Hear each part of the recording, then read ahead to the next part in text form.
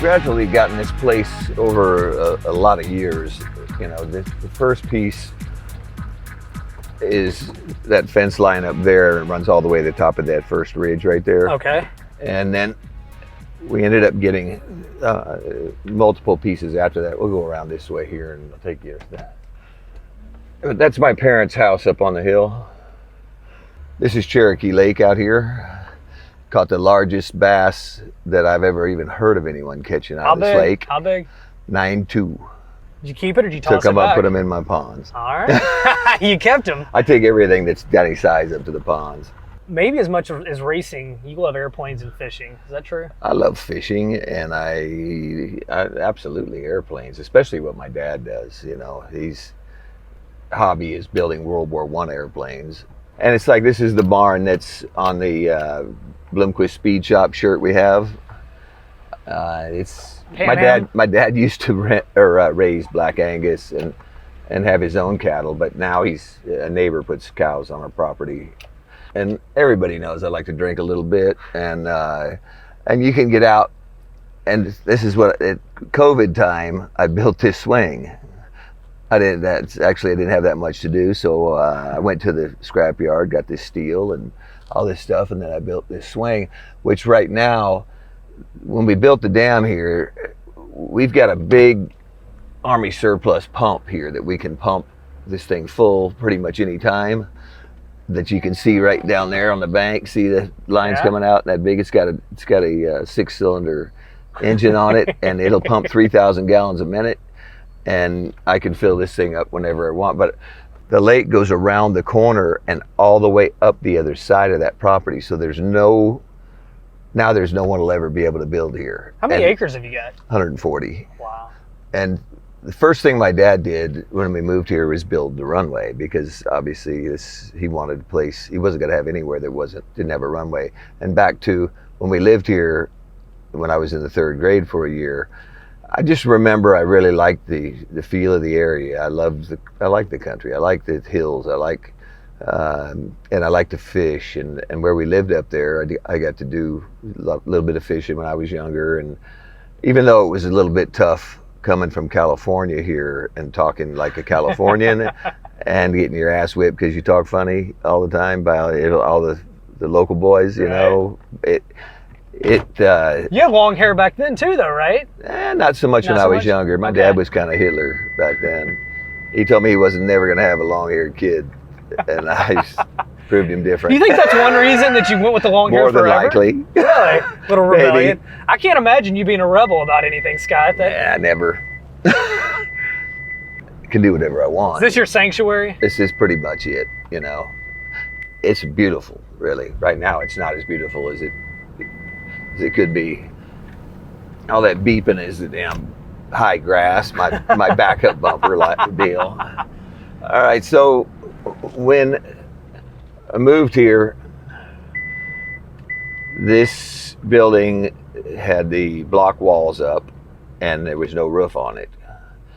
And a friend of mine came here from California with me, and we got here, we started working on the apartment that I'll show you. Okay. That I lived in for 13 years, and I painted those blocks. And but my dad, this airplane that he's actually got in view over here is the largest home-built World War I airplane, or the largest home-built plane, period, that anyone's ever even attempted to build. And it's a twin-engine Gotha bomber, and there's not been one in the air for over 100 years.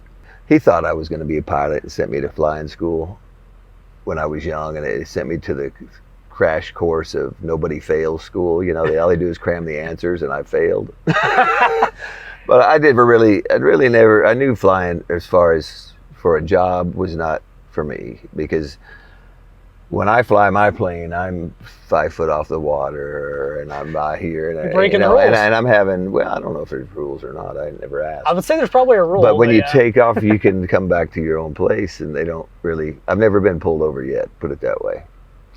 Scott, do you ever get tired of this scenery out here and this view? Never. And you know, the beautiful thing that you'll see is that's the closest neighbors. Okay, and then when you go that direction, there are none, because most all of that's owned by TVA. So this is almost like having my own private lake also. And on the weekends, there's some people that come up in here and boat and maybe wakeboard, ride, do whatever. But during the week, there's never anybody up here. It's very peaceful. Great, and this beautiful thing about this part of the lake is it's called Poor Valley Creek, and it's all fed by springs, and it's probably the cleanest part of the whole lake because the main channel runs down through Rogersville and then down into Morristown, and it pretty much, there's just a small channel that comes up this way, and all the nasties go by us and all the really clean water. They were actually, at one time I heard they were gonna build a dam and make this a fish hatchery because the water was so nice and so good up here, which would have been nice. That'd been great for you. Private fish hatchery would have been great. What's your favorite fish? You talked about the bass. What's your favorite thing to fish for? Is that it, or? When we go back, I can show you.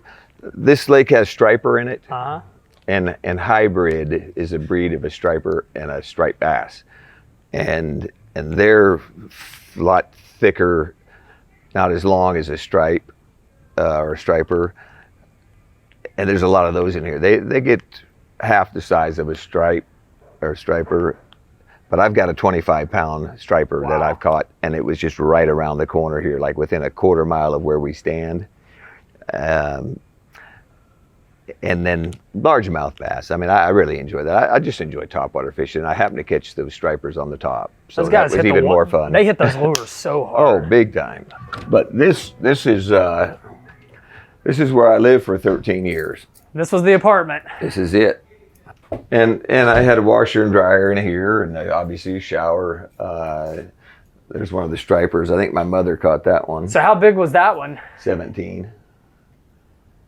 I believe she caught that one, and I just had my kitchen there to eat something, and I don't think I didn't go down every one of these steps at once. If you were drinking and you had to go down use the restroom. Oh yeah. But anyway, he thought that I was going to live in here at this level, and he told me, whatever I do, these are the rafters, okay? So right. I'm supposed to live at this level when I'm in the bedroom, and he said, whatever you do not cut these rafters out. This hanger, could whatever, fall down, whatever. I thought, fuck that, I'm like, So cut as few as possible, and then made these ledges kind of cool. Yeah. And this is so neat. And then just built and structured, and it hasn't even cracked. I mean, it's been flawless. It's funny, up here, I still have some of my old clothes from when I moved here, old jackets. Scott, do you get rid of anything, or do you keep everything? Do you feel like everything has a memory? There's the things that do have a memory, I hold on to. Not as much anymore, but you never know what might come back around or what might end up. I really have gotten rid of a lot of things. I do want to put you on the spot real quick. This white jacket right here, the Masters built. When you look at that, what comes to mind when you look at that jacket? Well, I mean, this is, first of all, it won't fit anymore. It's the first thing. It wouldn't even come close to fitting me. But yeah, there's a lot of different jacket. things here. I mean, I've got there's an old Bloomquist jacket. There's, we used to run their fuel. Got a Lenati jacket. A lot of history there. Lenati. That's a funny one there. This is my grandfather, this Stauffer seed. He was a farmer. And then because my friend was here with me, we went ahead and did this other room. How mad was your dad when he got back and you modified all this? This was done and drywalled and painted when he got back. And there was no turning back. You know what I mean? But how angry was he? He didn't say nothing for a long time. And then he finally realized that we did one hell of a job. And he decided I'm impressed. Not to say anything, but like this is, because you can see this is the roof line here. Yeah. And it continues through there. So obviously this room's going to be a little different. And then I made that deep ledge there because he had to have a way to get in here. Actually, I stocked drywall in California. Oh, okay. And I actually worked for a gentleman and put up steel buildings. That's one of the other jobs I had, erected steel buildings for a guy. When I had a job since I was 12 years old. I sold flowers on the street corner for a company. You sold on flowers? Holidays. On holidays. That ain't no shit. Were you good at it? Absolutely. Scott, you got some cobwebs and things happening Well, here, man. This is his now. Does not get used too much, huh? No, I'm just seeing that now. He needs to come in here at least and wipe him down. But so what years would you have lived in this building, roughly? It would have been from 1982 till 95 or 6. Oh, that long? Wow. 13, 14 years. Wow. Yeah. So you started kicking ass in dirt track racing, and this is what you were calling home. This is it. When you were here. I had one car, and it was sitting right outside this door. At that point, was there anything else that you wanted? Did you see yourself needing anything more than this? Because, I mean, I guess what I'm saying, was racing everything to you at that point? Pretty much. I mean, I'd made a commitment. You got to picture this. I'm living in California. I got a job. I mean, I'm stocking drywall. I'm doing things, and I'm making $700 a week at 17 years old. I worked so much I didn't have time to cash my checks. I had 3 or 4 checks in my wallet at at different periods of time, but I ended up acquiring a passion for surfing, and and then again, that was when my dad said, I ain't having no surf bum for a kid, right? Were you a good surfer? I've surfed 15, 20-foot waves. I love everything about that. Everything about it. That says enough. Yeah. That's serious surfing. I mean, I've had a great white shark in Australia come up and bump me on the leg and decide that I wasn't what he was wanting to eat that day. I've surfed. I went to Australia and raced for 4 years. I went to Australia 5 years, but I went there to race 4 years. And the 5th year, I'd made enough friends that I surfed with. And the 5th year, I just went back for a surf vacation. And we went and traveled the entire country of Australia, from the East Coast to the West Coast, and went surfing, and just had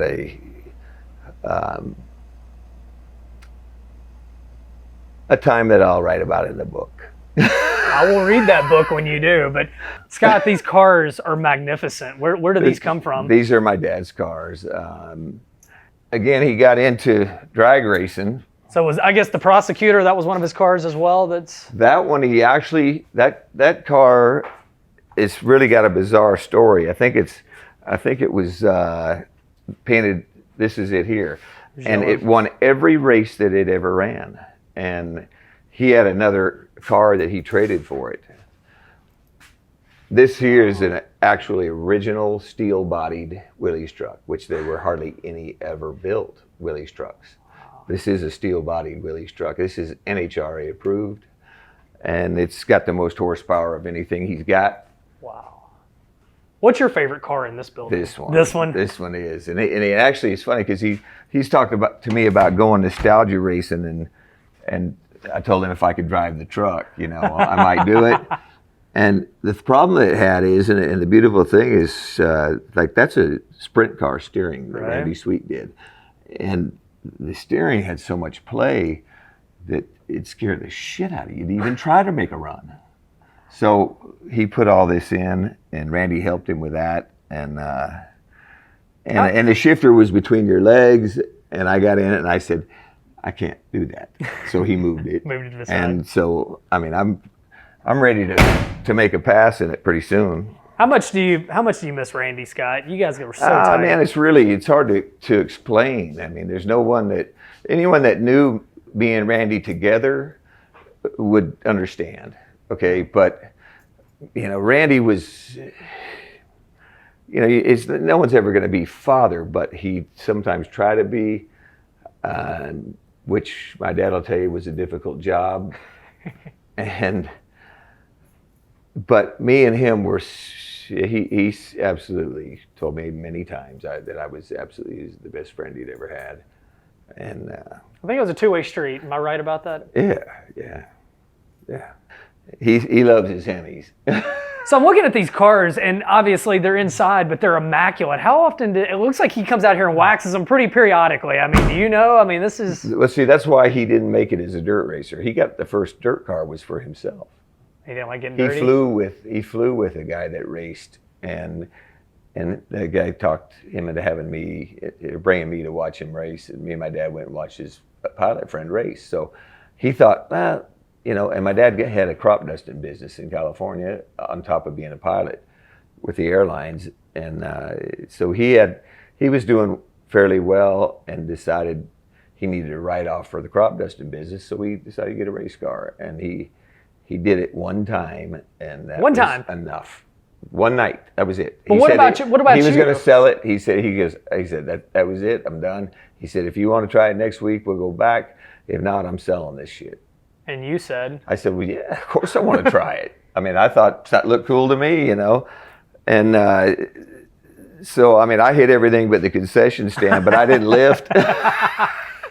And, but the funny story was we didn't have an air tank. So when we left for the racetrack, he put 50 pounds in the tires and he forgot to let the air out.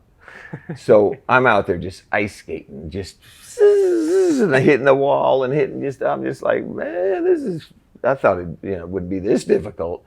Well, after we qualified and ran our heat race, he remembered the air pressure and let it down. I started back in the Consi and come up through the Consi, made the feature and came through the feature and ran fairly well. And then that's when he said, well, hey, you look pretty good. You want to do it next week? I'm like, sure. So you were hooked from the get-go. Yeah. I mean, it was...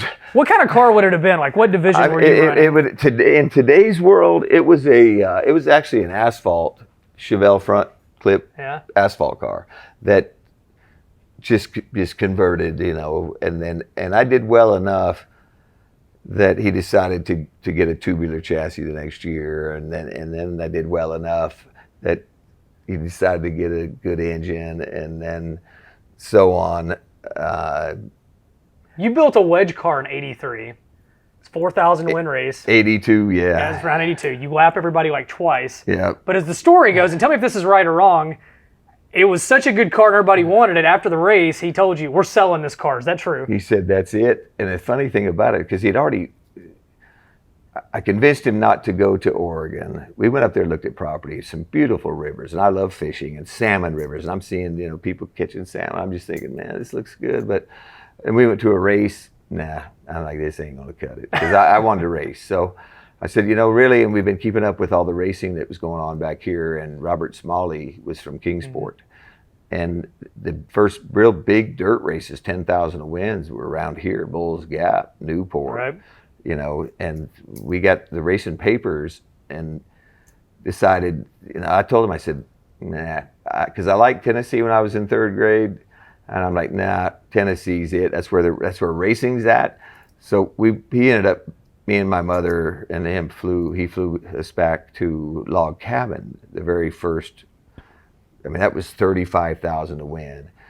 And I've got pictures of every race car from that race. And I think I was 16. And Jim Curry was fast time, led every lap. Everyone had a flat.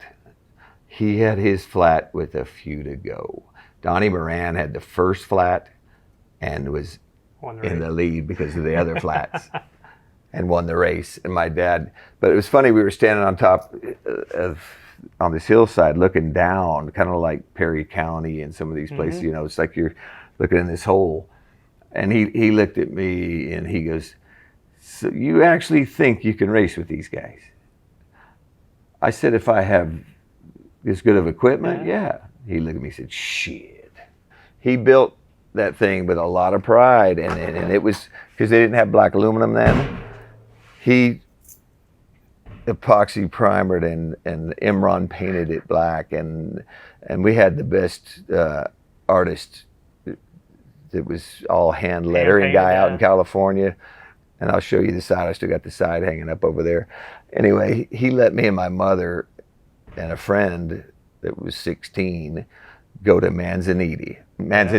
And I had never been out of California really, or even in my local area. And there was a pretty decent race out there. So we went there, and I was trying to pass, I didn't even know who Billy Moyer was. I was trying to pass Billy Moyer, and we were coming on a lap car, and this is for the lead. And then he just did something that changed his mind, decided he was going to go low, and then he decided he was going to take the guy high, and I was high, and we hit, and I wrecked for a quarter mile, and this thing was brand new, and the whole body I got one side of it left, but everything was tore all to hell, and that's when he was done.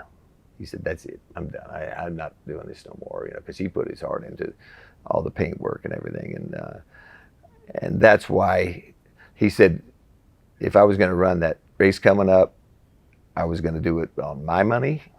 He wouldn't spend another nickel. And when he said it, he meant it, and he never spent another nickel. Never. Ever.